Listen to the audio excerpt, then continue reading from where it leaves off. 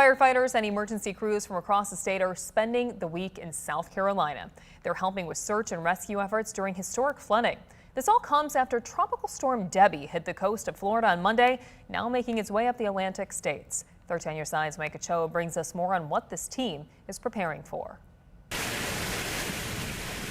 As what was Hurricane Debbie pushes up the Atlantic coast, teams like Shad Whitehead's Michigan Task Force 1 are ready to deploy in South Carolina at a moment's notice. But all our gear and boats are already pre-checked and ready to go, and so we'll move out as soon as we get a call, and that's just kind of the pattern we're in right now. The team, made up of 18 members, is currently stationed in Marion County, South Carolina, about an hour and a half northeast of Columbia. They're trained in swift or fast water rescue and trained monthly. It's unrelentless and unforgiving, and that even water moving at 1 mile per hour can be catastrophic if you try to drive through it, if you try to actually wade through it.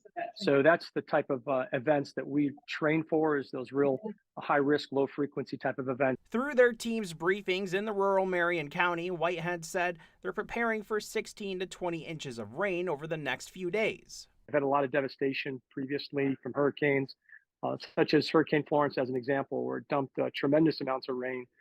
So that's kind of what we're expecting again. If they do get up towards 20 inches of rain, 16 to 20 inches, it will crest a lot of the rivers up here in this area in the northeast part of the state. To get the call and do what they can to help, Whitehead said, is an honor. So we have an extremely committed group of guys and gals that, we train for a good part of our careers to be able to do something like this and to help make a difference.